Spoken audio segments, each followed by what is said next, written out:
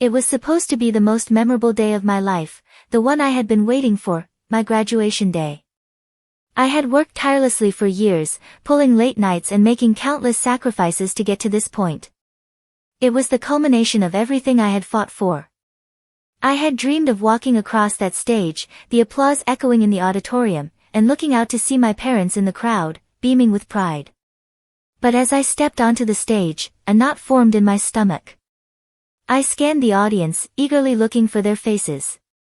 There were so many people in the crowd, but the two faces I had hoped to see, the ones I had imagined cheering for me every step of the way, were absent. My parents weren't there. In their place were empty seats, and my heart sank. I had known for a while that my sister's wedding was coming up, but I didn't think they would miss such an important milestone in my life. Emily's wedding was supposed to take place a few days later, but I never imagined that they would choose to attend her event instead of mine. My parents had always told me that education was important, that my success mattered, but today, it seemed like their words were nothing more than empty promises. The ceremony continued around me, but it felt like a blur. As I walked across the stage to collect my diploma, I couldn't shake the feeling that something was off. I had always been the quiet, reserved one in the family, the one who worked hard but never seemed to get the recognition I deserved. Emily, on the other hand, was always the one in the spotlight, the one who effortlessly attracted attention and praise. I had grown accustomed to being overshadowed by her, but today, it felt different. Today, it felt like I wasn't even important enough to be celebrated. I tried to stay focused on the moment, to remind myself that I had earned this achievement, but all I could think about was my parents. How could they do this? How could they miss my graduation for a wedding? It wasn't even a matter of them choosing my sister over me. It was the fact that they hadn't even considered how much this day meant to me. As I stood backstage, waiting for the ceremony to end, my phone buzzed with a text from my mom. She had sent a picture of the wedding, with my sister in her bridal gown, looking radiant, and my parents smiling proudly beside her. Beneath the photo was a short message: "Sorry we couldn't make it, but Emily's wedding is really important." I felt my stomach churn as I read the words. They didn't even apologize for missing my moment. They had just brushed it off as though it wasn't a big deal. I tried to hold back the tears, but they came anyway. It wasn't just the disappointment of them not being there, it was the realization that, no matter how hard I worked or how much I achieved, I would always be second place to Emily. My parents had always favored her. She was the outgoing, popular one, the one who could do no wrong. I was just the quieter, more studious one who blended into the background. I had always hoped that my accomplishments would make them proud, that they would see me as someone who deserved their attention. But today, it was clear that their attention was always reserved for Emily, no matter what. As the ceremony ended and I walked out of the auditorium, I was left with a sense of emptiness. I had worked so hard for this moment, and yet, it had been completely overshadowed by my sister's wedding. The one day that should have been about me was now a painful reminder of how little I mattered in my own family. The weeks that followed my graduation were filled with a heavy silence that I couldn't shake. Every time I tried to reach out to my parents, I was met with vague excuses and shallow words. They told me they were sorry for missing my graduation but insisted that Emily's wedding was a once-in-a-lifetime event that couldn't be missed. They went on about how important it was to be there for her during such a pivotal moment in her life. But no matter how many times I heard it, it didn't change the fact that they had chosen her over me, the child who had spent years striving for success, the one who had always tried to make them proud. Their apologies were too little, too late. The sting of betrayal was far deeper than they realized. I had always understood, on some level, that Emily was the one who demanded the most attention. She had always been the one to steal the spotlight, whether it was for her achievements or her more outgoing, charismatic personality. I had accepted that. But this time, it felt different. This time, they had crossed a line. In the months following my graduation, I began to notice how everything seemed to revolve around Emily. My parents hung her wedding pictures all over the house, as if to constantly remind everyone that she was the golden child. I couldn't help but feel like an afterthought every time I visited their house. There were constant comparisons between me and her, "Emily is so good at making friends, don't you think you should be more like her?" Or "Emily is always the life of the party, don't you think you should loosen up a little?" It felt as though my accomplishments meant nothing in comparison to her ability to be charming and well-liked by everyone around her. But what truly ignited the fire of resentment in me was the way they brushed aside my achievements. I had worked so hard to get into a prestigious university, had spent countless hours studying, and had earned my place in that graduation ceremony.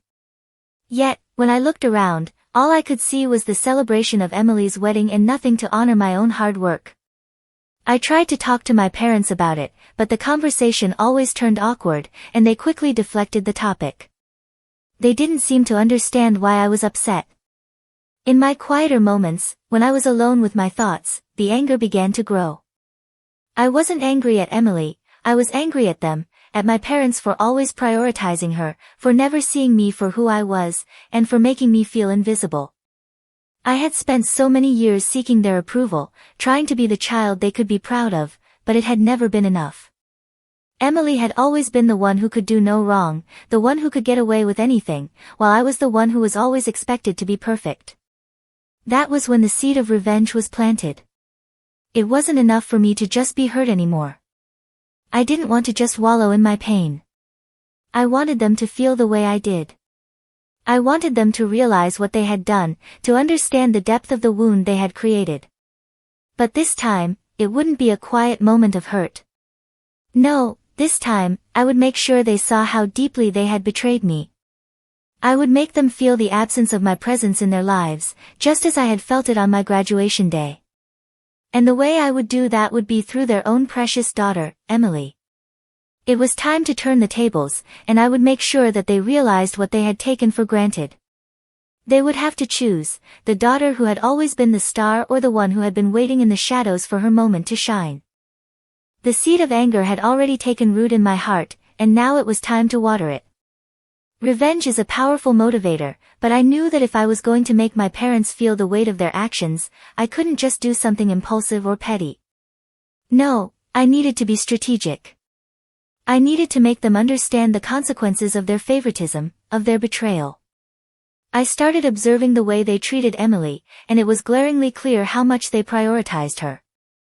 She was the one they always called when they needed advice on something, she was the one they showered with praise and admiration. Even the smallest accomplishment she achieved was met with grand gestures of celebration. I never stood a chance in their eyes, no matter how hard I tried. They never seemed to notice the sacrifices I made, the hours I spent working toward my goals. All their attention was on her, and now, it was time to show them how it felt to be overlooked. I knew I couldn't just create a dramatic scene, that would only make me look petty and childish. I had to be smarter than that. It had to be something that would shake them, something that would make them realize what they had missed. The answer came to me one night when I was thinking about the one thing my parents had always held in high regard, success.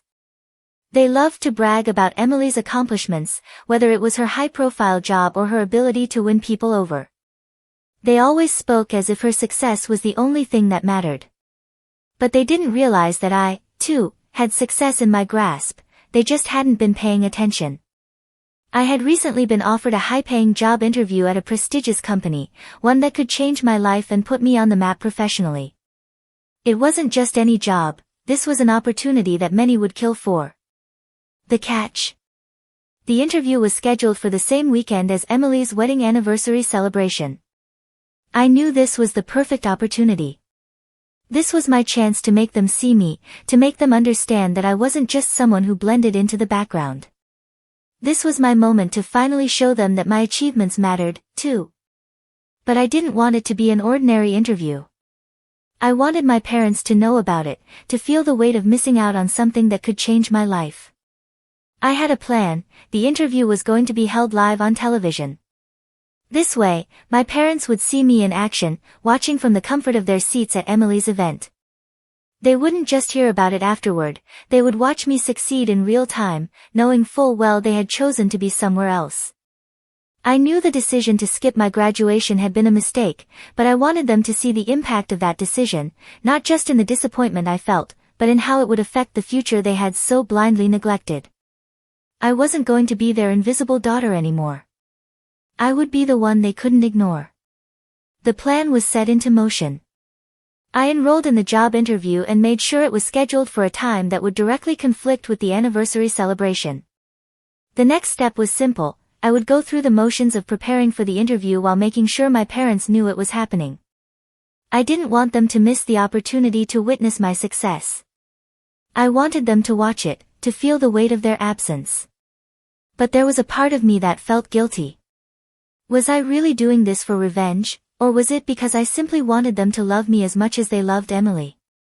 As the days ticked down to the event, the line between justice and revenge began to blur. Was it about proving my worth to them, or was it about showing them just how deeply they had hurt me? Either way, it didn't matter. The stage was set, and there was no turning back now. The day of the interview arrived, and I could feel the tension building inside me. My heart raced with anticipation, but there was also an underlying anxiety, not about the job itself, but about the public display that was about to unfold.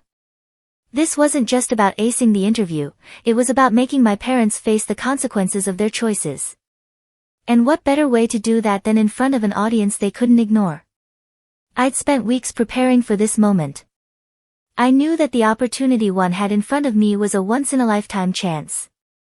This job was prestigious, highly competitive, and could change everything for me. I had put in the work, I had earned this spot, and today, I would prove it. But more than that, I would make my parents see me, truly see me, for the first time in years. They had made their choice, and now they would watch me succeed, even though they weren't physically there to witness it. As I sat backstage, waiting for my turn in front of the cameras, I could hear the chatter and excitement of the event. The interview was going to be broadcast live, and the producers had made it clear that it would be a big deal. My parents, who were at Emily's wedding anniversary, had no idea what they were about to witness. I had made sure they knew about the interview, casually dropping hints over the phone and in texts. I wanted them to know that this was happening, that I was stepping into a moment that they had never bothered to truly support. The interview began, and I felt a surge of adrenaline as I walked onto the stage. The bright lights, the cameras, the audience, it was all so surreal. But it didn't matter. I had worked for this. I was ready. I spoke confidently, answering questions with ease, navigating each topic with grace. It felt like a dream I had spent years chasing. The thrill of being in the spotlight, finally having something of my own, was intoxicating. I could feel my parents' absence in a way I hadn't expected. Instead of being hurt by it, I felt empowered. This was mine. This was all mine. As the interview progressed, I felt the weight of the moment sinking in. I wasn't just proving my worth to the company, I was proving it to myself. I was showing my parents, even from a distance, that I didn't need their approval to be successful. I didn't need them to validate my achievements. I could stand on my own. Then, in the middle of the interview, something happened that I hadn't expected. My phone buzzed with a message from my mother. It was a picture of my sister Emily, her face radiant in her wedding dress, with my parents standing proudly beside her. The text read, "We're so proud of Emily. Sorry you couldn't be here with us today, but she really needed us." My heart dropped into my stomach. I had known they would be at her anniversary, but seeing them so carefree, so completely oblivious to what was unfolding on live television, stung more than I had imagined. The message was a slap in the face. Here I was, performing the biggest achievement of my life, and they were still more concerned with Emily. The irony wasn't lost on me. I was the one doing something that could change my life forever, and they were patting themselves on the back for attending an event that held far less weight in the grand scheme of things. It wasn't just that they weren't there, it was that they didn't even realize the importance of what I was doing. I glanced at the phone, reading the text again. It was a casual message, as if nothing remarkable was happening in my life. I quickly put the phone down and focused back on the interview, but the sting lingered. This wasn't just about proving my worth in front of a camera. This was about them seeing what they had missed, what they had failed to understand all along, that I was capable of so much more than they had ever given me credit for. But then, something unexpected happened. As the interview continued, I could see the media outlets begin to pick up the story. Articles started popping up, news outlets began sharing clips of my performance, and people were talking about me. In that moment, I realized that I wasn't just proving myself to my parents, I was proving it to the world. And, somehow, that felt even more satisfying. I left the stage that day feeling a mix of triumph and sadness. The revenge I had imagined didn't feel as sweet as I thought it would. Watching my parents' pride for Emily, while they missed my moment, stung, but it also gave me clarity. I didn't need them to define my success. I was doing it on my own. And though they were still oblivious to the significance of the moment, I was finally ready to move forward, with or without their approval. Weeks passed, and the weight of everything that had transpired began to sink in. The interview had gone better than I could have imagined, and I had gotten the job. But more importantly, the experience had given me something I had been yearning for, a sense of validation, not from my parents, but from myself. I didn't need their approval anymore. I had proven that I was capable, that I didn't need to live in their shadow. However, the hurt from that day, the day they chose to skip my graduation for Emily's wedding, still lingered. I had put my plan into motion, but now I realized that it wasn't just about proving something to them. It was about standing up for myself, finding my own worth without relying on anyone's validation. But still, I couldn't let go of the feeling that something was unresolved. I couldn't move on without confronting them about what they had done. The truth was, I didn't want revenge for the sake of revenge, I just wanted them to acknowledge their mistake. I invited my parents over for dinner one evening. It had been a few weeks since the interview, and although the dust had settled, the tension between us remained. They hadn't once asked me how the interview had gone, and I couldn't shake the feeling that they still didn't understand the magnitude of what had happened. This wasn't just about missing my graduation. It was about them constantly overlooking me, about how they had never seen me for who I truly was. The dinner was set, and as I prepared the table, I felt a mix of nerves and determination. This wasn't going to be a regular family dinner, I needed to lay it all out. I had to make them understand how their actions had hurt me. I couldn't stay silent anymore. When they arrived, things started off as usual. We talked about small things, how Emily was doing, how work was for them, how everything seemed fine on the surface. But beneath the surface, I was building up the courage to say what I had been holding in for so long. Finally, I couldn't hold it in anymore. I looked at my parents, my voice trembling but firm. I need to talk to you about something, I began. Something that's been bothering me for a long time. My father looked at me, his expression curious but distracted. My mother, on the other hand, seemed to sense the weight in my tone. She set down her fork, her attention fully on me. "What is it, sweetie?" she asked, her voice soft. "You know, the day of my graduation," I continued, my voice steadier now. "When you chose to be at Emily's wedding instead of coming to my ceremony? I've been struggling with that for a while. I understand that Emily's wedding was important, but I couldn't understand why my achievement wasn't. It felt like you didn't care, like it wasn't worth celebrating." The room fell silent. My parents exchanged a look, and I could see the discomfort in their eyes. They hadn't expected this conversation, and certainly not the way I was approaching it. My mother, who had always been the emotional one, looked down, her hands shaking slightly. "We didn't mean to hurt you," she said quietly. "We thought the wedding was a once-in-a-lifetime event. Emily had been through so much, and we wanted to give her this special day. We didn't realize how much it would hurt you that we weren't there for you on your big day. We're sorry." I stared at her for a moment, trying to process the words. "But why did it take me being hurt to make you realize that?" I asked, my voice breaking a little. "Why does it always feel like I have to prove myself, to fight for your attention?" My father, usually the more reserved one, finally spoke up. "We didn't mean to make you feel that way. We've always been proud of you, but maybe we've shown that pride in the wrong ways."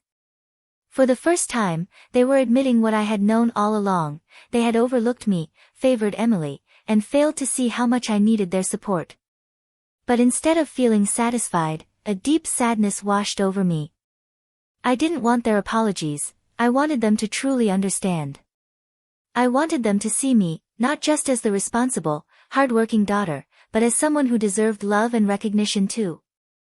The conversation went on, slowly unraveling the misunderstandings and the feelings that had been buried for so long. It wasn't a magical moment where everything was suddenly fixed. But in that moment, I realized that the journey I had taken wasn't just about seeking revenge. It was about me reclaiming my voice, my worth, and my place in this family.